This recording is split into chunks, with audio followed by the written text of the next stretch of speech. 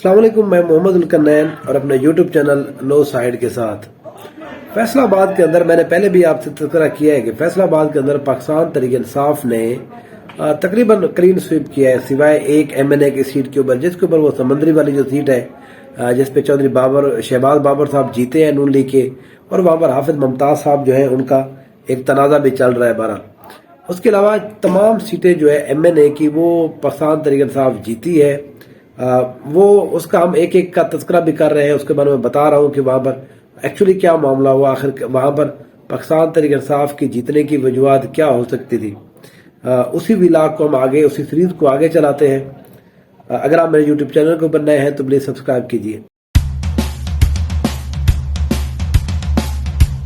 पहला हल्का है ये जो आगे हम चला रहे हैं NA 101। ये जो हल्का है यहाँ पर राणा मोहम्मद आतिफ साहब जो है ये कामयाब हुए पाकिस्तान तहरीक इंसाफ की तरफ से, 1,34,000 वोट लिए, और इनके मुकाबले मियाँ इरफान अहमद जुमनान जो है वो यहाँ पर तकरीबन 9,000 वोट लेने में कामयाब रहे, 90,000। अब मामला ये है कि ये वो सीट थी जिसके ऊपर मैंने 2-3 दफा कहा था कि शायद पाकिस्तान तहरीक इंसाफ यहाँ पर हार जाएगी। मैं उस अपनी गलती को एक्सेप्ट करता हूँ क्योंकि इस सीट के ऊपर मेरा एनालिसिस ठीक नहीं रहा। उसकी वजह यह है कि जो मियाँ राणा मोहम्मद आतिफ साहब हैं ये पर्सनैलिटी वाइज ज़्यादा कमज़ोर कैंडिडेट ज़रूर थे यहाँ पर, लेकिन अब यहाँ पर हमने देखा है कि पाकिस्तान तहरीक इंसाफ का जो वोट बैंक है उसने राणा आतिफ साहब को कहाँ से कहाँ तक पहुँचा दिया है।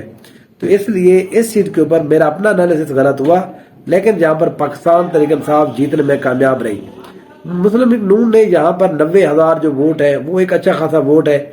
मेरा अपना भी यहाँ पर ये ख्याल था, उस वीडियो मैंने बताया था तकरीबन 90 से 1 लाख के दरमियान यहाँ पर जीत का मार्जिन होगा तो वो नून लीग जो है आसानी से ले पाएगी।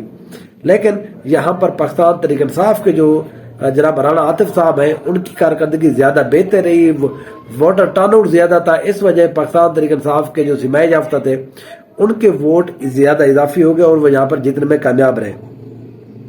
इसके नीचे जो MPA की 2 सीट्स हैं PP 110, वहां पर हसन जका जो है PTI के, उन्होंने यहाँ पर 46,000 वोट लिए, और उनका मुकाबला था यहाँ पर हामिद राशिद के साथ PMLN के, उन्होंने यहाँ पर 32,000 वोट लिए हैं। फिर उसके बाद जो एक और जो हल्का था PP 111, वहां पर बशारत अली PTI के 45,500 वोट लेकर कामयाब रहे, और उन्होंने शिकस्त दी है PMLN के फकीर हुसैन को, जिन्होंने यहाँ पर 36,000 वोट लिए हैं। तो इस तरह से ये पूरी की पूरी जो पैनल है वो यहाँ पर कामयाब रहा है पाकिस्तान तहरीक इंसाफ के जो हिमायत याफ्ता अरकान थे। दूसरा हमारा जो इस व्लॉग के अंदर जो हल्का है जिसके हम तज़किरा करेंगे, ये हल्का भी बड़ा इंपॉर्टेंट था क्योंकि इस हल्के के हवाले से बड़ी चहम गोया भी थी। ये वो हल्का है जहाँ पर आबिद शेर अली साहब जो है वो यहाँ से इलेक्शन लड़ रहे थे। आबिद शेर अली साहब का वफाकी वजीर भी रह चुके हैं, लेकिन उनको 2018 के इलेक्शन में यहाँ पर शिकस्त हुई थी। अब वो जो उनको जब शिकस्त हुई, फिर उसके बाद 2022 के अंदर एक और ज़िमनी इलेक्शन हुआ, उस वक्त इमरान खान साहब ने यहाँ पर इलेक्शन कंटेस्ट किया, तो आबिद शेर अली को उस वक्त भी शिकस्त हुई। तो अब ये तीसरा मुसलसल जो पिछले आप देख सकते हैं 5 साल के अरसे के दौरान, 6 साल के अरसे में आबिद शेर अली साहब को तीसरी यहाँ पर शिकस्त हुई है। अगर मैं वोट बता दूं, यहाँ पर पाकिस्तान तहरीक इंसाफ ने सुप्रीम कोर्ट के एक वकील है जनाब चंगेज खान काकड़, उनको यहाँ पर अपना उम्मीदवार नामजद किया था। इसके बारे में मैंने पहले कहा था, ये जितनी भी फैसलाबाद के अंदर इलेक्शन कैंपेन चल रही थी उन सब में से जितने भी कैंडिडेट, उन सब में की जो सबसे जानदार और मजेदार कैंपेन थी वो चंगेज खान की थी। और इस पे ऊपर मैंने पहले भी कहा था कि चंगेज खान यहाँ पर मुकाबला जीत सकते हैं। आबिद शेर अली साहब उसी रिवायती चीजों के ऊपर चल रहे थे, उनका वही एक वोट बैंक है जो उससे आगे और पीछे नहीं हो रहा। लेकिन क्योंकि यहाँ पर पाकिस्तान तहरीक इंसाफ के हिमायत याफ्ता अरकान जो है उन्होंने अपने वोटर को बाहर निकाला है, वो वोटर बाहर निकला है, जिस वजह से हर सीट के ऊपर हमने देखा है कि PMLN तो वहां पर स्टक हो गई जो उनका अपना वोट बैंक था, लेकिन तहरीक इंसाफ के लोगों के वोट बैंक में इजाफा हुआ है और वो आगे गए। इस सीट के ऊपर चंगेज खान ने 1,32,000 वोट लिए हैं। आबिद शेर अली साहब जो है वो 1 लाख वोट लेने में कामयाब रहे हैं, और तीसरा राव सलीम आबिद जो TLP के थे उन्होंने 9400 ووٹ لیے. تو اس طرح سے اس سیٹ کے تقریباً 32,000 ووٹ سے کامیابی ملی ہے جناب چنگیز خان کاکڑ ایڈوکیٹ کو. یہ سپریم کورٹ کے وکیل ہیں. یہاں پر جو نیچے ایم پی اے کی سیٹ ہے، یہاں پر پاکستان تحریک انصاف کے بڑے اہم ایک ینگ نوجوان ہے، وہ بڑے ایکٹیو بھی ہوتے ہیں سوشل میڈیا ہر جگہ پر، اسد محمود صاحب. انہوں نے 75,000 ووٹ لیے اور انہوں نے مسلم لیگ نون کے اسرار احمد کو شکست دی جو 45,000 ووٹ لینے میں کامیاب رہے. تو ایم پی اے کی سیٹ کے اوپر بھی 30,000 ووٹ کا جو فرق ہے وہ پی ایم ایل این کے کینڈیڈیٹ کو ملا ہے. اس کے نیچے جو پی پی 113 تھی، وہاں پر ندیم صادق بابر صاحب جو ہے، انہوں نے 53,000 ووٹ لیے، پی ٹی آئی کے حمایت یافتہ تھے.